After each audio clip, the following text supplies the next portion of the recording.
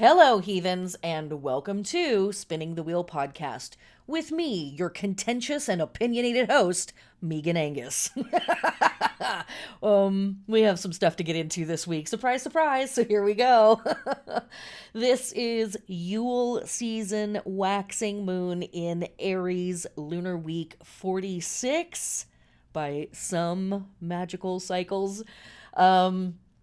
As we started off last week, we started off this week too with Free Palestine, Free Sudan, Free Congo, Free Haiti, No War with Venezuela, Release the fucking files, Land Back Now, Arm the Dolls, Chinga la Migra, and fuck fascism. Okay? We're just clearing the air every time. We're just doing a banishing ritual at the beginning of this audio ritual every time.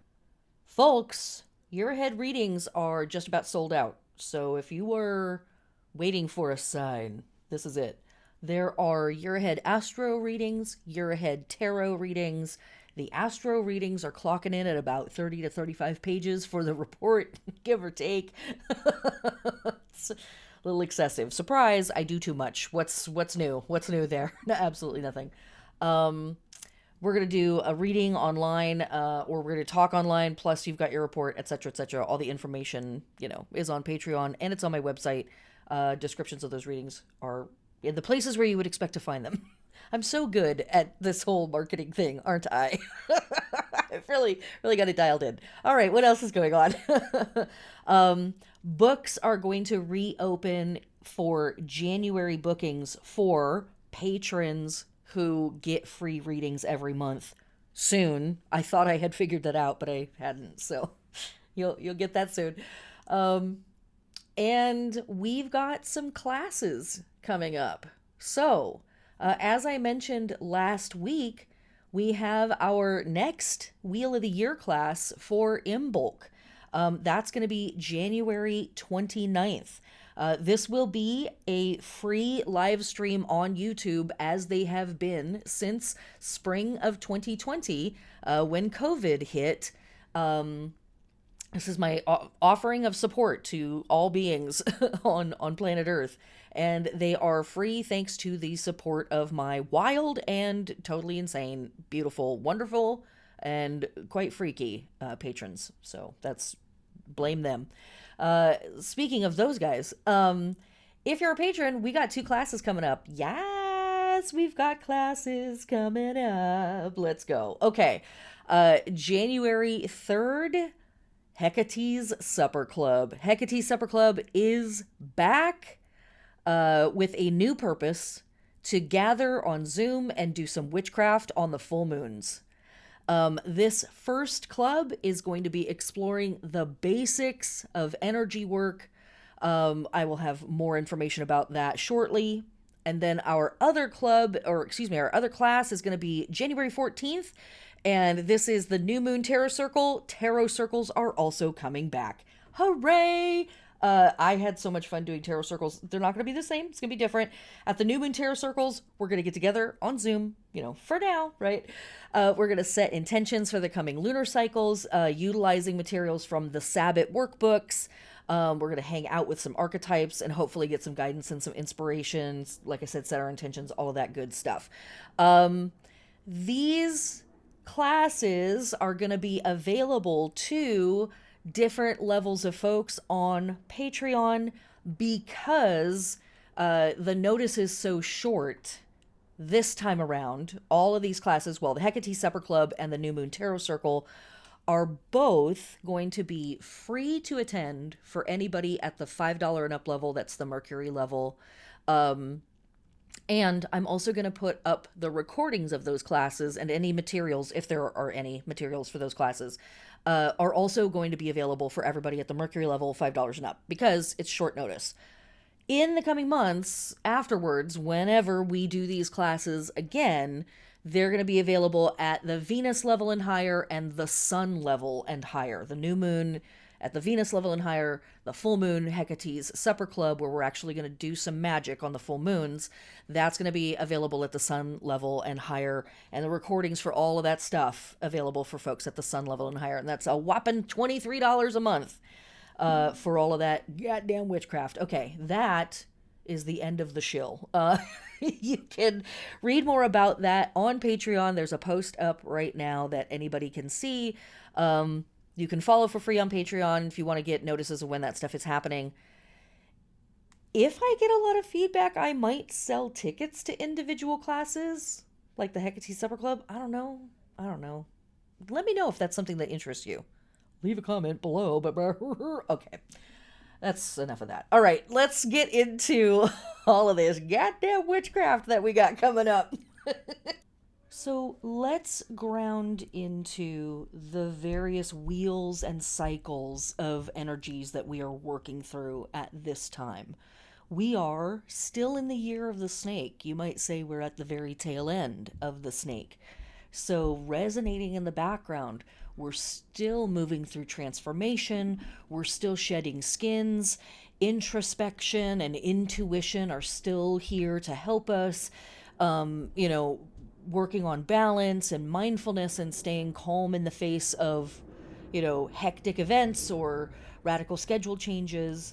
Year of the snake energy still in the background, kind of helping us find that calm and find that, curling up and nesting restorative energy before we move forward into the next big stuff.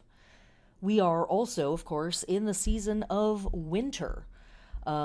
Winter is a season of death and rebirth, both, release, purification, and dreaming. And more specifically, we have officially moved into Yule season. And of course, in Yule season, we focus our witches' work on returning to source, death and rebirth, right? Wisdom specifically, and ancestors. We're working with the goddess as the embodiment of wisdom or the embodiment of enlightenment. We're witnessing the Holly King die off and the Oak King step forward. Again, a symbol of wisdom and tradition and old knowledge, tested knowledge. For folks in the Northern Hemisphere, we are witnessing, or we just witnessed, the sun die and be reborn. And a lot of pagan traditions do treat this time as the end of the old cycle and the start of the new one. As I've said in other places, you can get lots and lots and lots of information on Yule and winter practices, traditions, folklore, spells, tarot, ritual, on my website, on my YouTube channel, blah, blah, blah, blah, blah, blah. And officially, with winter solstice, the sun has moved into Capricorn. And when the sun heads into Capricorn, our conscious sense of self and our sense of purpose can take on elements of being really focused on things like organization, practicality, and success. When we see celestial bodies traveling through Capricorn, those planets tend to take on a more pragmatic and responsible and ambitious attitude. We are also still within the Celtic tree month of Birch, the Achiever, sitting very nicely with that Capricorn energy. We talked a little bit about Birch last week as well. When a forested area burns, birch is the first tree to grow back. It's often called the pioneer tree or the protector. Again, this is sitting very nicely with our, ending an old cycle, beginning a new cycle. Capricorn is a cardinal sign. Those cardinal signs are all about initiating, birthing, opening, starting, being first, right? And so here is this plant symbol to help us with that work. Birch is often planted around other slower growing trees so that they are protected from the elements. Birch is known by some as Lady of the Woods, and birch trees hold really deep feminine connections, making it a symbol of rebirth and fertility. And of course, fertility is a word these days that has a lot of baggage. Goddess bless. We can be fertile in lots of ways. Doesn't have to be a flesh baby. It can be lots of different things. Birch's elegance in the woods is made known by its delicate, peeling, silvery white bark. And so, a lot of magicians and witches will use birch bark as magical parchment to keep writings safe. And if you find yourself in a place where you get an opportunity to harvest birch bark, please do so ethically, as we talk about here on the podcast. It's a 1 in 4 or a 1 in 5 rule, right? For every 5 that you see, you can take one. And I am not an expert on harvesting birch bark or peeling birch bark safely off of a tree, or finding it on the ground or whatever. So do a little research before you get involved in that stuff. All right. So those are the bigger wheels and the bigger cycles within cycles that we are traveling through. So we have a lot of emphasis on opening up and starting or being at the beginning of something, but there's also a sense of death and rebirth. There's also a sense of stillness, and there's also a sense of the world sort of like taking a moment and sort of getting itself reset and then moving forward. So, what do we have going on for our moon and our astrology and our holy days of this week? This week we are hanging out with a waxing half moon at 6 degrees of Aries. It will hit exactly at 11:09 a.m. Pacific Standard Time, December 27th, later in the day / the next day for everybody else around the planet. This is bringing focus to the Aries-Libra axis. And the big paradox of that spot in our chart is I versus we. Aries is very concerned with what do I need, what do I want, what makes me feel good, what do I think is important. And Libra is very focused on what do we want, what do we think is very important. The I is completely lost in Libra, and the we is completely lost in Aries. And so the work that we do on this axis is trying to find balance between what I need as an individual and what we need as a partnership. This moon is ruled by fiery and occasionally belligerent Mars, who is currently traveling through Capricorn, where it's exalted. And while there, Mars is conjunct the Sun, trine the South Node, and square to this moon. Speaking of, this waxing Aries moon is sitting at 6 degrees of Aries. It's hanging out with Neptune at 29 degrees of Pisces, and just behind there is Saturn at 25 degrees of Pisces. And this moon is squared by the Sun, which we will expect on every waxing or waning half moon. And it is also squared by Mars and Venus, and everybody's all hanging out like a big boy band in Capricorn. So, what are we doing with this? When we are hanging out with a waxing half in our process, in the midst of the lunar process, the waxing half moon is encouraging us to grow up and away from whatever we've been doing previously. It's built out of our conscious identity and purpose squaring off with our feelings and our intuition. The goal is utilizing this friction and adjustment to bring about change based on what we think is coming or where we want to grow. That's what we're doing with a waxing half. Now, this moon in Aries loves to argue. So, loves an argument. The waxing half moon in Aries is willing to get rough with it. And I can easily see this as the inevitable buildup and explosion of folks snapping after a season of trying to be patient, trying to be kind, holding their tongue, putting up with racist or ignorant coworkers, relatives, whatever, right? It also might literally be generated out of just sheer disappointment in people in general.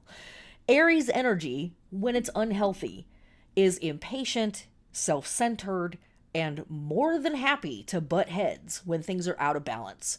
And we know that that's not the only expression of Aries energy, but this is a waxing half. We're talking about a lot of squares. This is a moon where we might want to engage the asshole in a situation just because they need to get knocked off of their high horse. But obviously, your mileage is going to vary on that endeavor, right? Does somebody need to be put in their place? Do you need to be the one doing the putting? Just know that your impulse might be to act from a place of confrontation rather than resolution. And I'm not telling you to do it or not do it, because God knows I love to tell a motherfucker what's up. But it's not always my job to do that. It's not always my place to do that. And also, somebody else might take more joy in it than me. Now, what can make this tricky, beyond the inherent nature of it, what can make this tricky is that this moon is hanging out with Neptune at, again, 29 degrees of Pisces. It's squared by the Sun and Venus and Mars, who are all more or less conjunct in Capricorn. And on this same day, like not involved with the moon, but happening on the same day, we have Mercury trine Chiron retrograde. So there is like a real opportunity for the truth to come out, and that to be really painful, and that to lead to a potentially funky argument, like a potentially difficult conversation with some folks where some heat is coming to the surface, some bruised egos, some hurt feelings, etc., etc., right? That whole day, this whole day, December 27th, might get kicked off with somebody speaking their righteous pain and anger out into the world and people not being able to handle it. And then calamity ensues, right? Neptune, of course, brings the sad boy vibes, the delusional vibes. So we might not actually have the fire needed to take on a super spicy confrontation. We might also be wrong and be super fired up over something that's not accurate. And again, because of the Neptunian energy, we might, rather than directly confront something, even if we are wrong, we might go about it trying to be like super nitpicky and being like weirdly passive aggressive and like avoiding what is actually upsetting us. Also, when we have the funky Neptune energy involved, we know that we're not taking care of our body, we're not staying hydrated, and this is a lot of heat with Aries and Mars involved. Drink a glass of water, calm down. before you pop off, just drink a glass of water and see what you can do, okay? But we've got all of these squares, right? And they are absolutely adding to the frustration. That might look like disturbed sleep cycles, disturbed life cycles, or just the buildup of having your sleep cycles and your life cycles and your work cycles disturbed, and uprooted by previous recent events. Here in Washington, we've got lots and lots of folks whose work or home life or both, school life, all three potentially, are super disturbed because of the crazy floods that we've had all across our state. So, there's lots of reasons why stuff might be jumbled, and that has come to a head for you or the people around you, and you're just done. You're just fed up. That's what's up. But it can come out as like being hyper defensive or hyper critical of everything that's going on, even when there is actually a moment of goodness. So, just be aware, right? Be aware that you might be on your last string. The people around you might be on their last strings with reason. And also, right? Like, let's not destroy it. Let's not destroy each other. Like, so if spending time alone feels good, sacred journaling might be really powerful for this. When we're having difficult Mars transits, and like I said, this moon is squared by Mars, just sometimes doing something that helps you just sweat it out. But the example I always give is like moving a pile of bricks from one side of the yard to the other. It's like totally pointless. So you don't have to get it right, and it's just going to wear you out. You're going to sweat, you're going to be mad, you're going to, like probably knock your knuckle against something and like and it's going to run the dog out, as I like to say. It's going to tire you out. So maybe something like that. But with that Mercury Chiron thing happening in the background at the same time, like actually letting your pain come out and say your piece even if that's just journaling, right? That might be really, really, really, really, really potent. But also, if you're like, nah, I don't want to, I just want to have things be nice, then I'm saying chilling with besties for a mellow movie night could actually be really cool. Keep it super low stress. Eat leftovers, order pizza. Like, don't make it that anybody has to do anything pivotal or make a hard decision. Just keep the vibes chill. Like, that might actually be pretty cool. When Venus is squaring the moon, it can actually be a really great time to just hang out and have a nice time and not have anything be too heavy or too serious or too potent. So, you got options, kid. You got options. The astro of this week does support this tension kind of running through the rest of the week. So it could be that this moon sort of like breaks something open and then we are resolving it the rest of the week. So I'm saying perhaps keep the pizza party with the besties on speed dial and like have that as a backup plan for like emergency. We have to watch a stupid movie and eat junk food. Hurry. Like, I really need this. All right. When we are hanging out with our waxing half moon in Aries, we are adorning, activating, awakening, stimulating, and preparing for action the head, the scalp, the eyes, and the sinuses. These are all portions of the body ruled by Aries. As I say every single week, I am not a doctor of the human corpus. I am a doctor of the cosmos. Don't listen to me for trusted health advice. I don't know what I'm talking about. Go to your health practitioner person and be like, this crazy lady on a podcast told me that I need to check my sinuses. I don't know. Maybe, right? And as I said before, and we'll say again, you can always work with the metaphor. And, is there something you need to think about? Is there something on your eyes that's like blinding you to the thing? What's going on? All right. Okay, now let us get into the astrology that is going to carry us through the rest of this week and the incredible number of holy days that we have coming up. Okay, so our astrology for this week, beyond what we've just talked about with the moon itself, kicks off with Mercury trine Chiron retrograde. This is an opportunity or not a fun time. And it's an opportunity for not a fun time. So there you go. But the trine between Mercury and Chiron is here to help. Mercury is like, I want to talk about it, and Chiron is our sacred wound, right? Our earned wisdom, hopefully, that we have gained through gnarly stuff that we have experienced. That side note is a choice, by the way. There's a lot of people in this world that have had bad things happen to them, and they're just assholes, right? Like, nothing changed. They're even more cynical than they were before. They don't do anything with those experiences, and you don't have to. You're not obliged to do that. You're not obligated, okay? But when we have something bad happen in our lives, and we choose to try to make something out of that negative or harmful or terrible event, that's awesome. And again, it's a choice. So good on you when you engage that, because a lot of people don't. And, there's that. Just because people have gone through gnarly things in their life, my point being, it doesn't mean that they've developed anything out of that experience. But Mercury trine Chiron is bringing a spotlight to the places in us where we maybe have had those types of experiences that have resulted in us having a little wisdom or having, a deeper, gnarlier experience than our peers do. And Mercury here is like, I want to talk about it. I need to write about it. I need to communicate. I need to record. So something powerful may come forward on this day.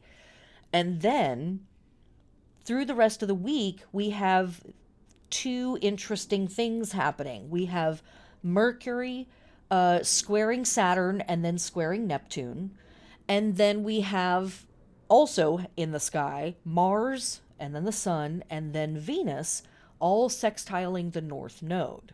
Now, taking into account the argumentative, maybe not super great, waxing half moon in Aries situation, Mercury squaring Saturn and squaring Neptune definitely can lend energy to arguments.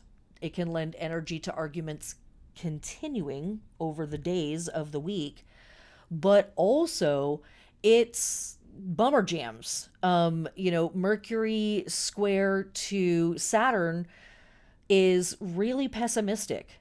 It's really funky for communication. Like, I don't want to talk, I don't want to listen kind of vibes. Or I only have bad news. Or you only ever have bad news for me. You only ever want to critique me. You only ever, it's a lot of that stuff, right? Now, I will say, asterisk, as an aside, if this week is dynamic for you but not funky, right? If you're like, yes, I'm living in this tension, it's awesome, I'm excited because I'm getting these dynamic conversations out of the way and we're getting stuff sorted and blah blah blah, then Mercury square Saturn, it can be a fantastic time to get solo mental work done. Like, if there's something on your to-do list that's like, that's really going to take some brain power to wrangle that thing, Mars square Saturn is really helpful for that. It's not helpful for all this other stuff. So, pessimism, funky comms, all of that stuff, not super great. And then, getting into the Mercury square Neptune, this can bring about confusion, delusion. It can almost feel like a Mercury retrograde at times.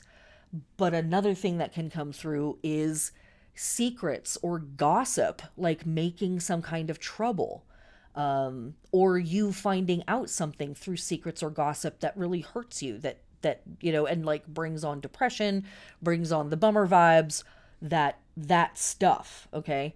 The other thing I would say about this day, again, because of that sort of Mercury retrograde vibe, there is triple check the fine print. Triple check the fine print before you commit to anything. Give it a day. Let this square pass. It won't be around for too long. Give it a day or two, and then go in.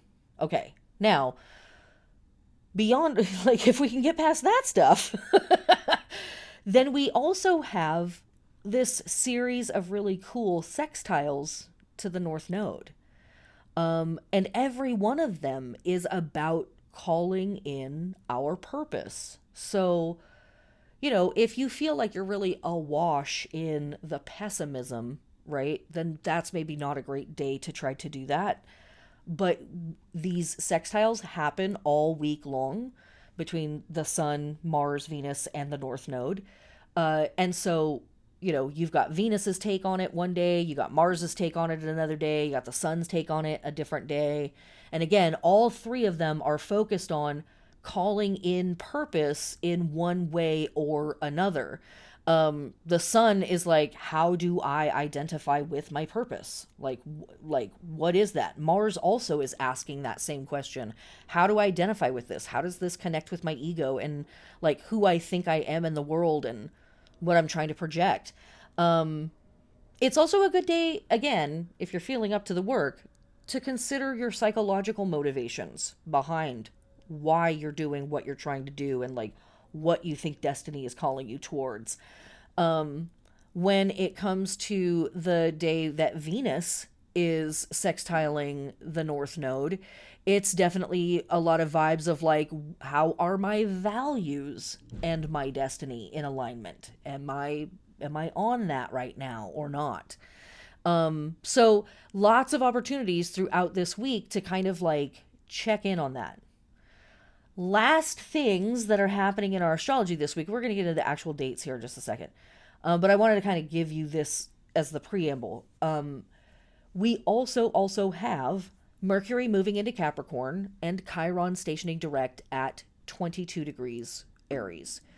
When anything moves into Capricorn, as I said before, when Mercury moves into Capricorn, our thinking, our communication styles, the way we teach, the way we learn, the way we acquire data and information, the sources that we turn to for that, all can take on a little bit more of a traditional vibe, practical, pragmatic, things that are oriented towards our responsibilities, that feel responsible in of themselves, that feel like practical, stable, that we could rely on them. They're reliable.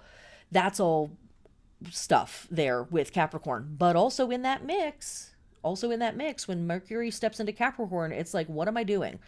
What are my achievements? What are my goals? What success am I hoping to get to this year? Let me talk about it. Let me advertise about it. Let me do stuff. So the whole time that Mercury's rolling through Capricorn, for some of us, it might be a great time to think about, well, the whole time it's moving through Capricorn, it's going to be a great time for all of us to consider, in the broad strokes, our blueprint for 2026. For some of us, depending on aspects that are happening, it might be a nice time to like get your message out into the world, do a little branding, a little advertising, bop, bop, bop, that sort of gig-a-rama. Okay. So let us actually get into the days of this week. All right. December 27th, we have, again, our waxing half moon at 6 degrees of Aries. We have Mercury trine Chiron retrograde, which is encouraging our sacred journaling and listening for the painful but needed messages to come through. Also on this day, from our Catholic friends and ancestors, we have Saint John of Patmos's Day, which I have listed in my notes as the saintiest of saints. That's all I've written down. So do with that what you will. From our Sikh friends and ancestors, we have Barahimizong. This is observed on the 5th day of Mangar Purnima, aka December. This festival marks the coming together of the Mangar people to pay homage to their forefathers, or their ancestral deities, by performing various rituals and rites. From our Nigerian friends and ancestors, we have the Igwe festival. This is the biggest festival of the year. It is celebrated with lots of pomp and pageantry, somewhere usually between Christmas and New Year's, and this will include the Oba's blessing of the land and his people. This is meant to be sort of a ritual to purify and fortify the king and his kingdom for the coming new year.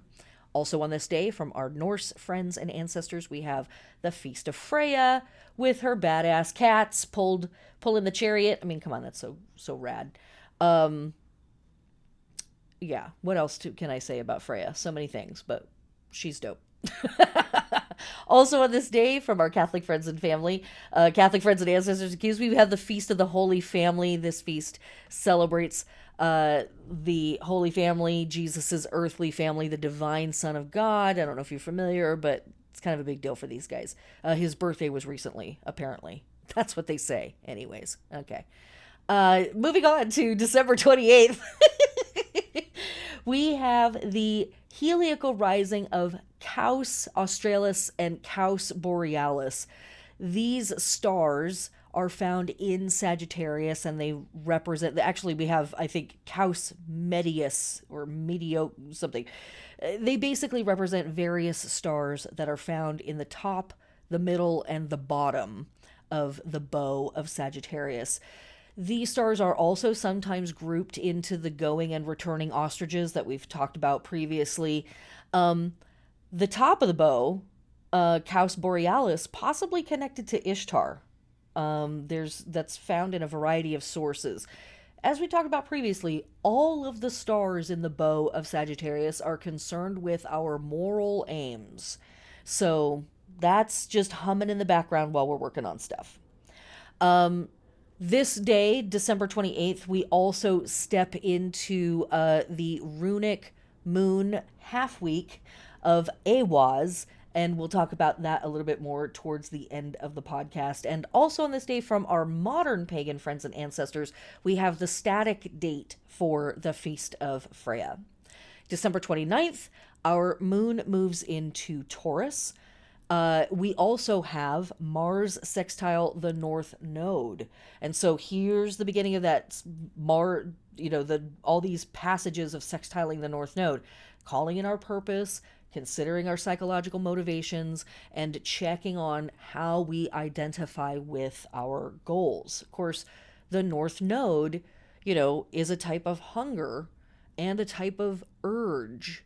It might indicate a yearning for something, it might indicate a calling, or it might indicate, a force in the universe that feels like it is pushing us or pulling us in a particular direction. But you have free will, so do as you will. Also, on this day, we have one of those Mercury squares. We have Mercury square Saturn. And as I said before, this is great for, work that needs super hardcore concentration, but only if it's solo. It's not going to be fun to work with other people, but, it's a day that you could be prepared for funky communications, pessimistic thinking, etc., etc. And from our Catholic friends and ancestors, we have Holy Innocents. My notes for this date simply say, Herod chops up boys looking for Christ. What is it with... What? That's supremely not cool, Herod. Rude, honestly, from way back in the day. Unnecessary. December 30th, we have our gibbous moon at 24 degrees of Taurus. Our gibbous moon in Taurus is calling our attention to how we create stability in our world and whether those methods are in balance with nature and the living systems around us or not. And like the plainest way to look at this is, looking at how we live in the West and how it is totally unsustainable. The urge here is to sort of think about, like, is there a way that you can take some time to look at your organizational systems, your resource systems, whatever in your life feels like it might fall into those categories, and see if there is a way to feed your various systems back into each other to provide you with a good quality of life that doesn't take away from the environment around you, but instead replenishes. And to me, like the very like straightforward, mundane interpretation of this would be like a composting system, right? Let's say you have an outdoor area where you get to grow stuff. You would harvest, you would take your plant clippings, you would take your food trimmings, blah, blah, blah, right? You compost that stuff. It breaks down, it goes into the soil, becomes the soil. You grow your plants out of it, your plants feed you, you take the plant trimmings, you break them down into compost, put it back in the soil, you grow the pepper, right? That's a very like overt, mundane, straightforward, physical world interpretation of this. And it's a moon in Taurus. We don't have to go further than that. But can you? Can you think about the other systems in your world that you interact with or that you maintain in your life that take more than they give out of your systems, out of your environment? Just putting that out there. Just putting that out there. Is there a way that you can do that? That it provides you with a good quality of life and doesn't take from nature but replenishes. Okay. When we're hanging out with our gibbous moon in Taurus, for our lunar body work, we are awakening, activating, adorning, stimulating, and preparing for action. The ears, the mouth, the teeth, the throat, the neck, and the shoulders. These are all ruled by Taurus. And for our plant body work during the gibbous moon in Taurus, we are, which I don't even, did I say the plant body work for Aries? I don't think I did. I think I just raced directly past that. Now that I'm like, wait, what? What happened? Well, maybe it's the same. Is it the same? I don't know. If you're hearing this now, I didn't go back and replace that. And now I've lost it in my notes. Okay, here we go. Plant roots. This is for Taurus. Plant roots. Transplant, graft plant annuals that yield above ground, especially the viney crops. Peas, beans, melons, squash, tomatoes, peppers, cereals, grains, hay, garlic, cucumbers. This is also a great time for taking cuttings, doing graftings, and harvesting anything off of your winter crops above ground that you intend to dry and store. I'm actually going to go back right now because it's bothering me that I didn't do that. So listen, I am a professional, okay? And I don't want to hear it from you. So you put your judging eyes away. Thank you. Here is the plant body work for Aries. We're taking cuttings, we're grafting, and we're harvesting above ground for drying and storage. That's hilarious. It's almost the same stuff. Okay, other things that we're doing: cultivating, harvesting for drying, more pest control and disease control, which, we're going to get a lot of that through this run of the year. Plowing, weeding, pruning. So yes, if you didn't aerate your soil last week, this is another good week to do it. If this applies to you, cutting firewood, and to promote above ground growth, planting annuals, your winter annuals that yield above ground, especially all your viney crops. So yes, nearly everything that we said before. Taking your cuttings, your graftings, and harvesting above ground for drying and storage. Okay, there we go. Let us get back into what the hell I was saying before. All right. So, back to December 30th with our gibbous moon in Taurus. We talked about the lunar work. We talked about the plant work, body work. Good. Okay. The two other things that are happening on this day, December 30th, we have the heliacal rising of the fixed star Facies. Faces. This is also found in Sagittarius. This is actually a bright nebula that is directly in front of the face of the archer. You heard me earlier in the podcast talking about something being in your face and blinding you, right? Well, here we are.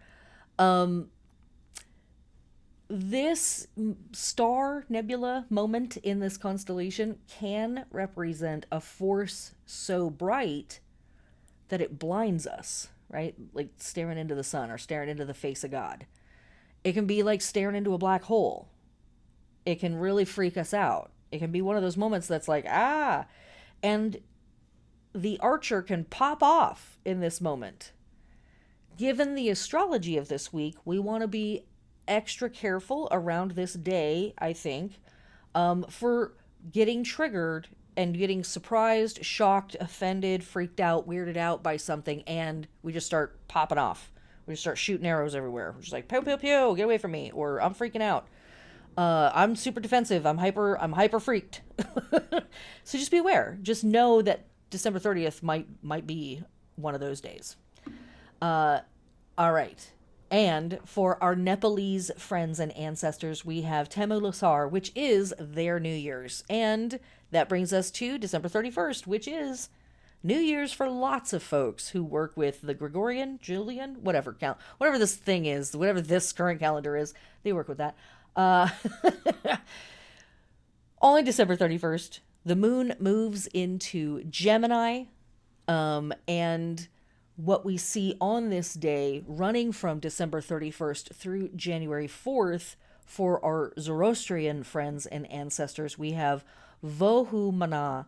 This is the Avestan language term for a Zoroastrian concept generally translated as good purpose or good mind or good thought. I'm sure it's just a coincidence that the moon is moving into Gemini on the same day.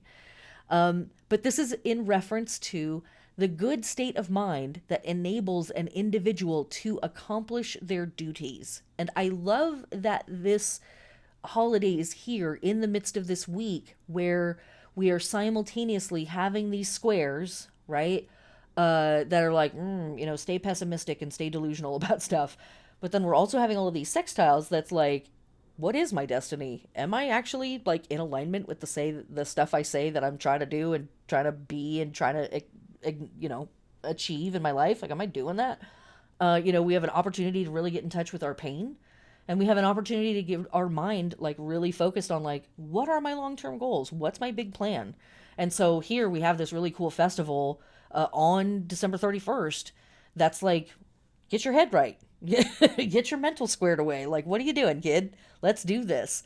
And it's specifically about that, right? It's not like it's a It's not like it's a corrective thing. They're saying having your mind in the right place enables you to accomplish your goals. It enables you to do this. And this is, I've talked about this in other classes and other podcasts, but to me, this is part of the inherent luck that people will attribute to the planet Jupiter or the sign Sagittarius, that they are somehow more lucky than a lot of the other signs. And I don't know that that's necessarily true, but what I will say is that folks that have powerful Jupiter placements, or folks that have a lot of stuff, not everything, not all things, but a lot of things, hanging out in Sagittarius, tend to have a why not, let's try attitude about a lot of things.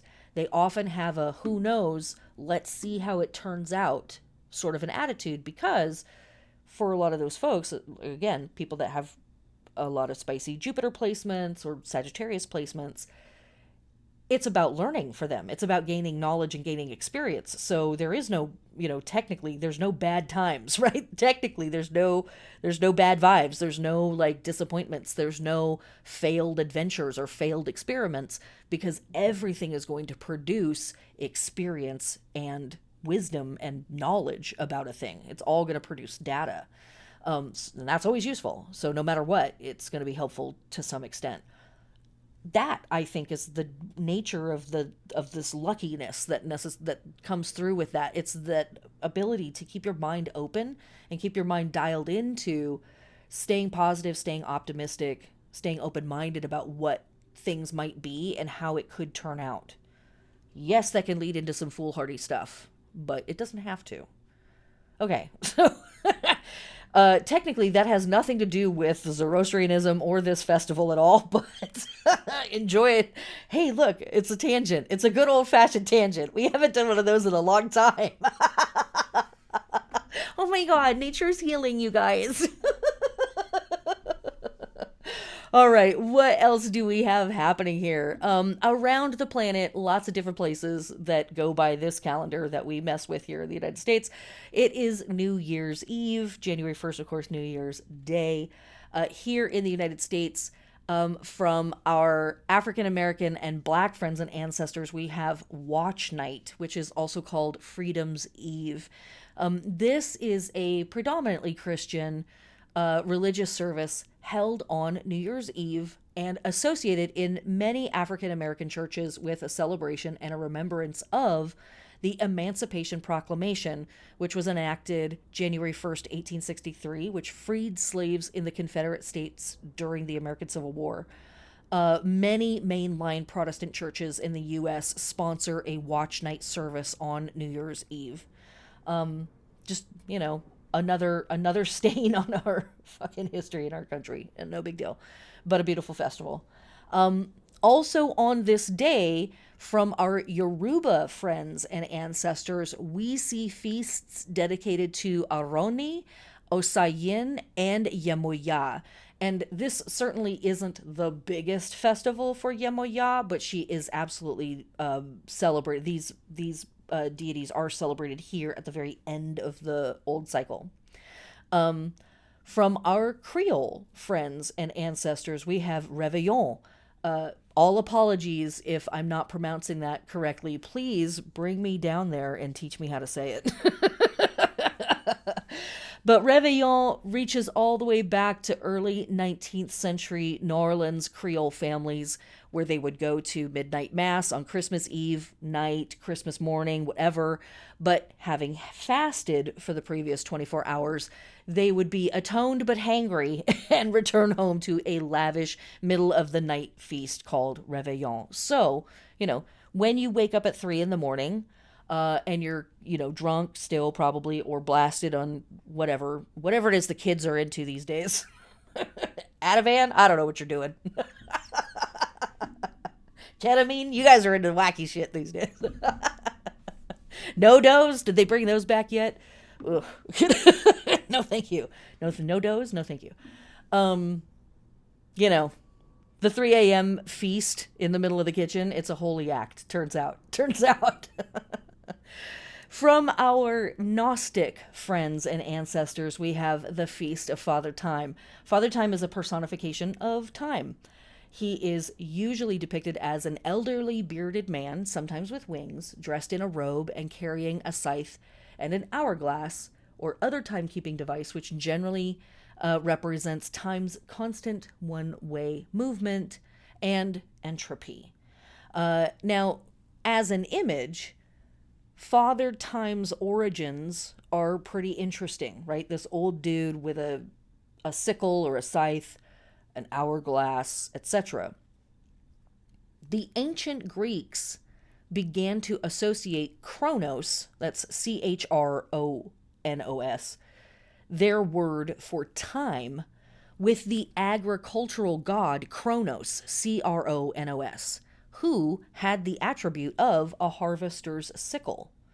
The Romans equated Kronos with Saturn, who also had a sickle.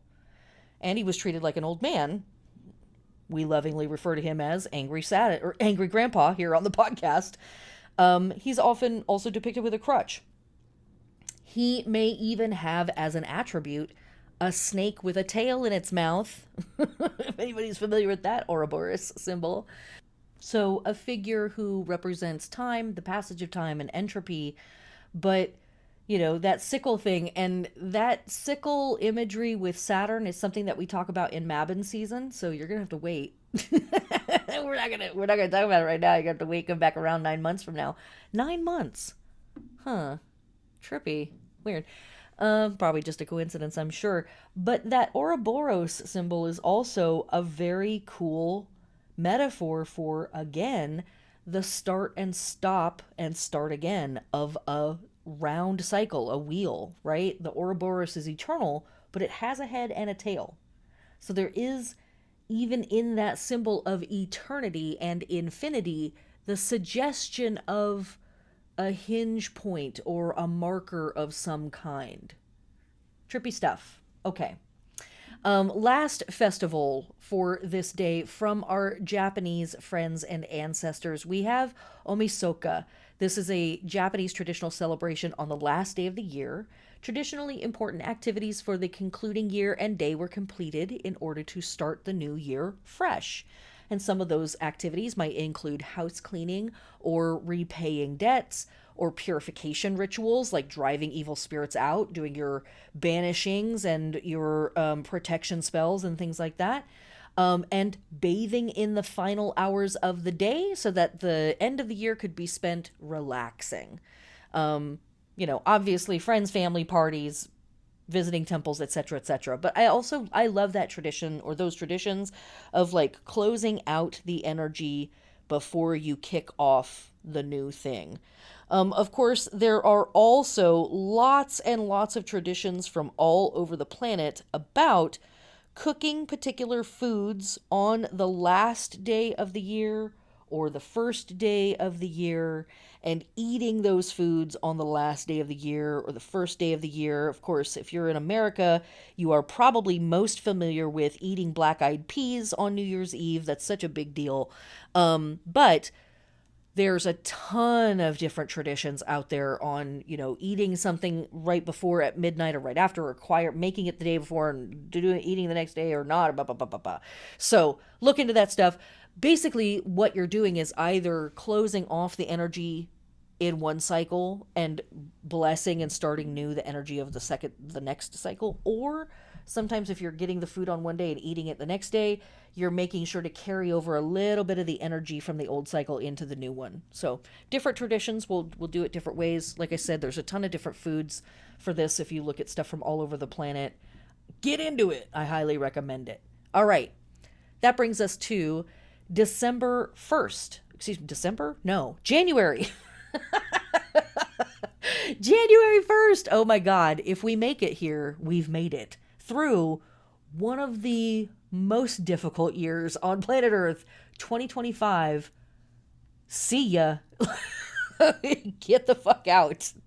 Respectfully. All right. January 1st, 2026. First thing, bam, Mercury enters Capricorn.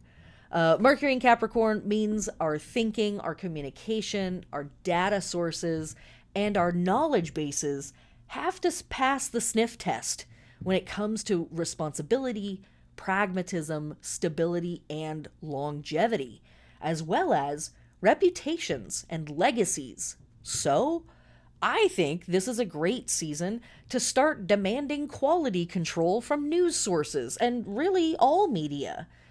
Clear out the machine learning slop. We need to start demanding that they can guarantee we are seeing real media involving real humans. I'm just going to go on record as saying that. How about that? That's all. Can news stations, can media sources guarantee that what we are seeing is real? And how? How are they going to guarantee it? Put the onus on them. Force them to do it. All of a sudden, it's going to get real, real important. So, also on this day, we have another one of those cool sextiles. We have the Sun sextile North Node, calling in purpose, considering our motivations, breaking old patterns, and also on this day, we have Mercury squaring Neptune. And that is likely to bring in confusion, delusion, secrets or gossip, stirring up some trouble or some drama. And as I said previously, check the fine print. It's a very easy day to be like caught up in something and not notice that something is going on. All right. Also on this day, running from January 1st through the 5th, we have the quadrantids meteor showers. The quadrantids are usually active between the end of December and the second week of January. They peak around the 3rd or 4th of January. Unlike other meteor showers that tend to stay at their peak for about 2 days, the peak of the quadrantids lasts like a few hours. So get into it. However, it's right near the full moon, so I don't know how well we'll be able to actually see the your mileage may vary. Your mileage may vary. All right, holy days for January 1st, other than it being New Year's Day globally for lots of people, but obviously not everybody. We have from our Santeria friends and ancestors the feast of El Egua. El Egua is sometimes represented as a child, sometimes represented as an old man in that past, present, and future, crossroads of the past and the future. You know. You know. He represents the beginning and the end of life, and the opening and the closing of paths in life. Sometimes he's known as the trickster. He likes to play jokes on people. He likes candy and toys. And despite his childlike nature, he is actually a very powerful Orisha. He is one of the warriors, and he is always mentioned first in any ceremony because without his permission, the doors to communication with the other Orishas stay closed. So, of course, his ritual is right here at the very beginning of the new year. Also found here on January 1st, running from January 1st through 6th, for our Slavic friends and ancestors, we have the Days of Wolves. This festival is connected to the god Dazbog. The Days of Wolves are celebrated in sort of observance of the souls of the ancestors or the souls of the dead briefly coming to visit in the form of wolves. During this period, wolves are praised up to the point that even potentially sacrifices are made to them. Side note to the side note, we have talked about sacrifices here on the podcast and in various classes over the years. One, I'm not trying to tell you how to do shit. Two, always think for yourself. Three, my personal take on sacrifices is that they, in a way, are not necessary because I am the universe is me. And so what am I doing when I'm sacrificing something? I'm taking something from myself and giving it to myself. Why? Why even bother? Why even bother? But that's borderline offensive in other people's traditions. So, I'm also going to be quiet, right? Like, I'm not trying to tell you how to do your shit. But what can be sacrificed, right? What is a sacrifice? Is it an offering? What can be offered, right? There's lots of ways to interact with the idea of sacrificing something because we can sacrifice time, we can sacrifice energy, we can sacrifice effort, lots of stuff.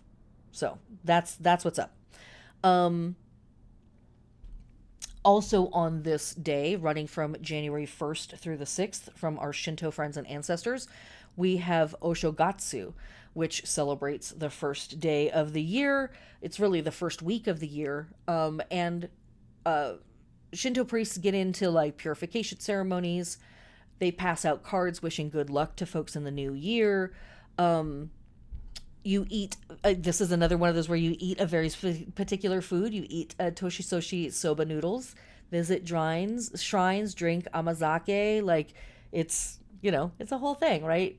Eat noodles, get drunk. It's New Year's Day. Let's go. Okay. Also on this day, from our modern pagan friends and ancestors, the various Wheel of the Year calendars that are out there, God bless them, we have Hag's Day.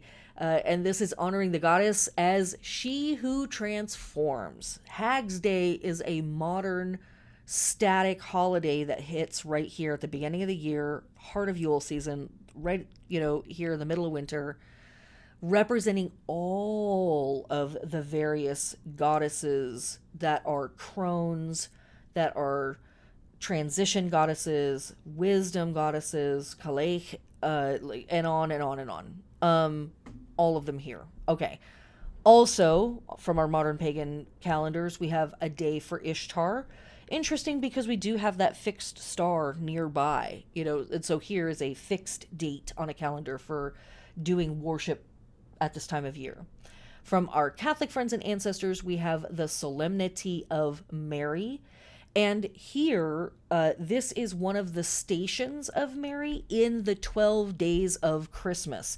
Now, side note to the side note, I'm occasionally on social media. I'm not on there as much as everybody is, but I'm around.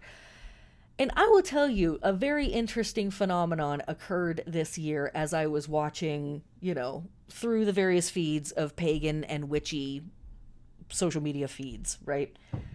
I saw one creator talk about doing a spell that would go over the 12 days of Christmas or the 12 stations of the goddess or the 12, whatever.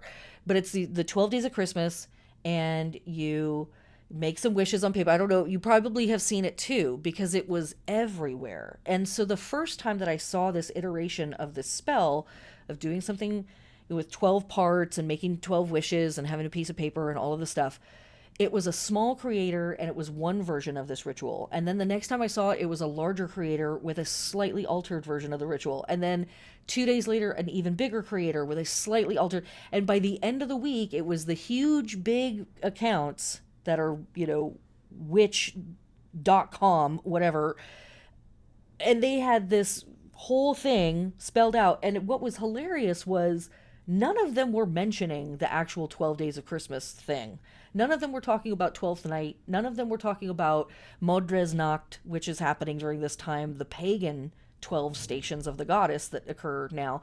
It was not none of them, but it was definitely not core to and it was very interesting to see this idea evolve that fast and every one of them be claiming that they had come up with it, and it's like, so we've talked about this phenomenon of social media and witchcraft, or seeing things in media, seeing things in film, seeing things in television, and duplicating it in your own magical practice. And my attitude about it very much is, if it works, do it. But also, isn't it wild how an idea gets out there and everybody instantly gloms on it and freaks out about it. And it's like, I have to capitalize on this. Literally capitalize, right? I have to sell this. I have to spin it. I have to rebrand it into my own thing, and then I have to sell it. God forbid any of those witches just didn't do it for the gram. I know I'm probably making a lot of friends right now. Whoever's listening to this is she's talking about my account. God damn it. Well, welcome to Megan Angus. I burn more bridges than I build.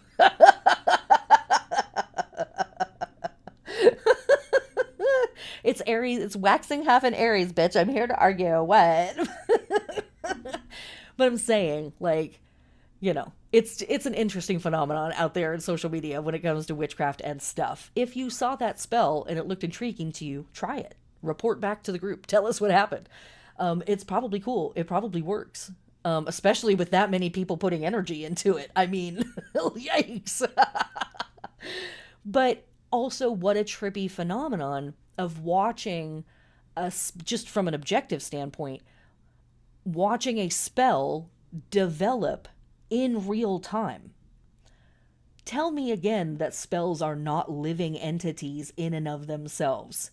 Spells are memes. That's all I'm going to say on that. I'm not taking questions at this time. But, I'm just saying, like, that was really, really trippy to watch this idea as a living entity literally leap from person to person within hours, within days. Very, very trippy. Very, very cool. Okay, back to this. The Solemnity of Mary is one of the most important days within the 12 days that celebrate Mary, the 12 days of Christmas. We're hanging out with St. Stephen. We're hanging out with St. John the Apostle. We're hanging out with King Herod, the baby chopper. We're hanging out with the Holy Family. But the biggest deal is January 1st, the Solemnity of Mary, the celebration of the Mother of God. Oh, right, her. Oh, yeah, everybody's all hyped on this Jesus kid. Where did he come from? That lady. Oh, yeah, that's right. Okay. Also on this day, from our Yoruba friends and ancestors, we have the Feast of Oduduwa, who is the creator of Earth, no big deal. From our Orthodox Catholic friends and ancestors, we have the feast day of Saint Basil, who I also listed in my notes as extra sainty. And then last but not least, January 1st, from our Bali friends and family, we have, our Bali friends and ancestors, we have Siwarachri, which is often referred to as the Night of Siwa. Who's Siwa? That's Shiva. And this is an auspicious time for introspection, meditation, prayer, asking for forgiveness, asking for support and strength in the new year, offerings to Shiva. There's rituals. Folks will fast. They'll stay awake all night. And so for them, this is also known as the longest night or the long night, which is a cool, interesting synchronism. And it is usually also celebrated it can also be celebrated during the new moon, specifically. So sometimes it's very dedicated to the day and sometimes it's very much on the moon. All right. Moving to the last day of this lunar week, January 2nd, we see Chiron stationed direct at 22 degrees of Aries. Now, this might be a big day of release, especially if you have any planets at or nearby 22 degrees of Aries or Cancer or Libra or Capricorn. This might be a day when some righteous anger is released and, some real wounds are revealed in the effort to express our authentic self. Aries is very much about who really am I in this world and what do I need to be my most authentic, full self. And so anytime the Chiron pushing through Aries has been several years of lots and lots of wisdom gaining experiences for folks around their identity and how they express their identity in the universe. I don't know if that's going on for anybody out there. I don't know if any trans people can relate to any of that. I don't know. Just witchcraft. It's all a bunch of hooey. Okay. Also on this day, running from January 1st to the 3rd, or from January 2nd to the 3rd, we have from our pagan friends and ancestors the Feast of Hecate. This is the static date, or one of the static dates that's locked in on a lot of modern pagan calendars. Hecate, of course, most often shown holding a pair of torches, a key, snakes, accompanied by dogs.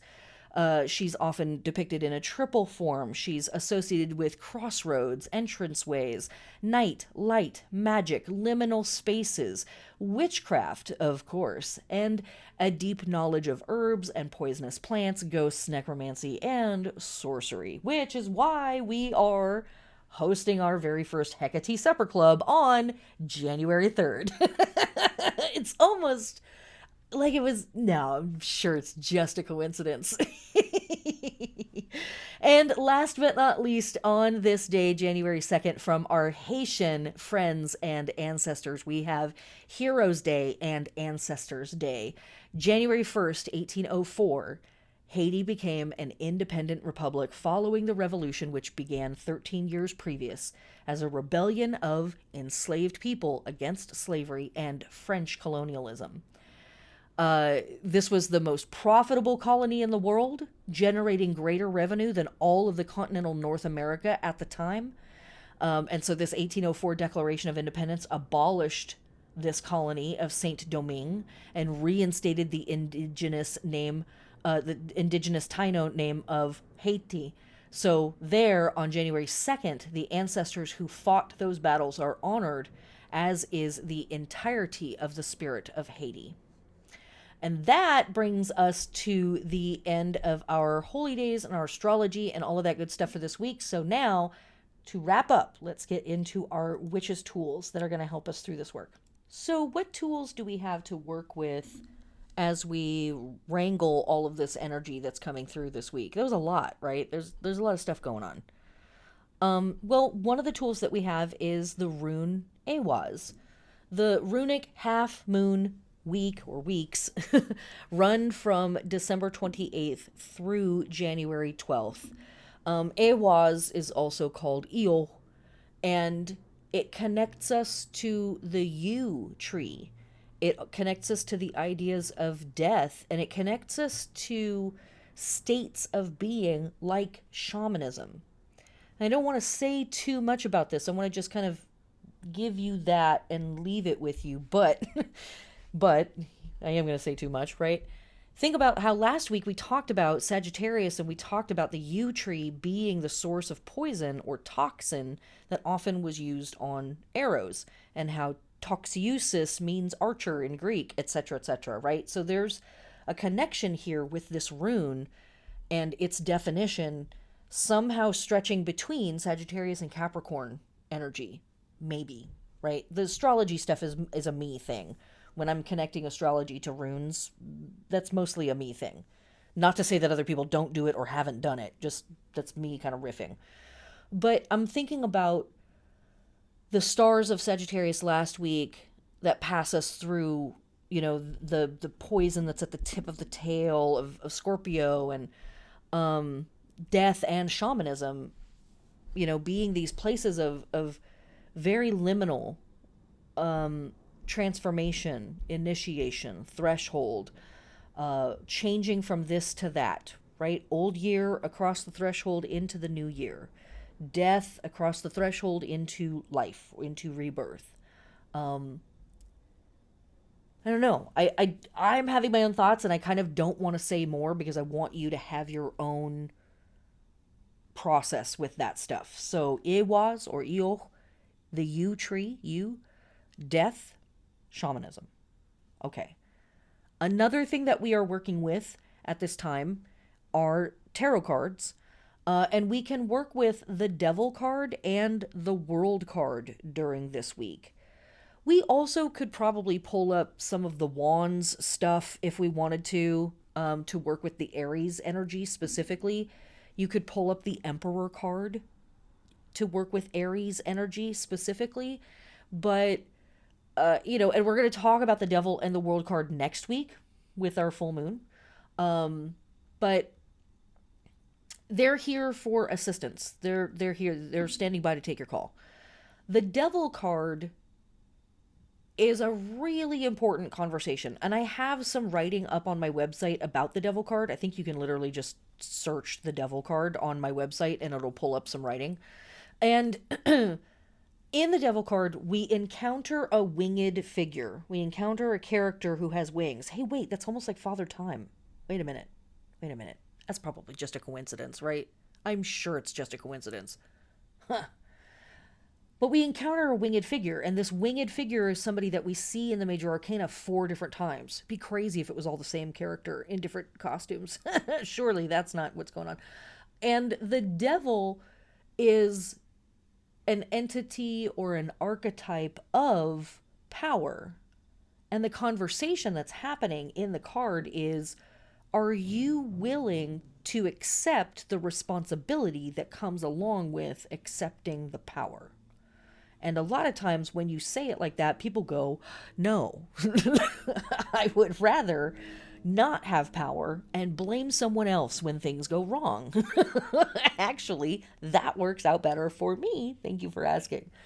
And so the devil is like, yeah, bet, no problem. I can totally hook you up with that. I can give you no power, no agency, and take away all your responsibility, and you could just be resentful and weird about it for the rest of your life. Passive aggressive, super weird. That'd be fun. Or not, right? You know, the devil's like, you don't have to do it that way, though. You also can take responsibility for however this might turn out, good or bad, and then accept the agency and the ramifications and all of the stuff. At its root, the devil card is about creating forms, structures, architecture, containers, boundaries that we will pour our life into. And so, in a very pragmatic way, working with the devil card often looks like going to bed on time, getting your chores done, balancing your checkbook, all of that really boring, mundane adult bullshit. Because when we create those forms and we create those containers, our life, it's more orderly, sure, but our life is achievable at that point, right? And achieving, the achiever, right? Achievement, these are words that we're already having reinforced for us during this season with the Celtic birch tree, with Capricorn. The devil is like, sure, be mad at me today, but be thankful for me tomorrow when I whoop your ass and get you into shape to follow this routine and look at all of the benefits that come from following this form or pouring yourself into this container or minding this boundary. That's what the devil card is trying to bring us. And the devil card connects deeply with Capricorn energy specifically. The other card I was talking about is the world card. Why? Because the world is connected to Saturn, and Saturn is the ruling planet of Capricorn. And so lots of folks will also work with the world card during Capricorn season. I think it's really cool to put the wheel of fortune, which is connected to Jupiter, right next to the world card and look at all of the similarities and look at all the differences and look at all the similarities and look at all the differences. Jupiter being the ruling planet of Sagittarius and Saturn being the ruling planet of Capricorn means that these two planets sitting next to each other literally look like Sagittarius and Capricorn sitting next to each other at the hinge of the wheel. I'm sure it's just a coincidence. But, trip out on that, dog. But the world card, is really great for pondering at this time and thinking about the cycles, thinking about the big systems that you reside within, and on the grandest of scales, no pressure, but what are you doing with that life that you got there? What are you doing with that? You just like poking at it with a stick, or are you gonna like do something like trippy or dope or weird or freaky with it? That's what the world card is asking. The world card is literally the meme of the guy with a stick poking something, going, do something, but it's you poking yourself with your own life. But the world card also has pulled back and is looking at the biggest piece, right? It's looking at the universe in total, the totality of self. It's looking at the whole thing and being like, wow, yeah, all right, let's do this again and again and again and again and again. Oh, wait, I've always been doing this. I'm always doing this. I'm this.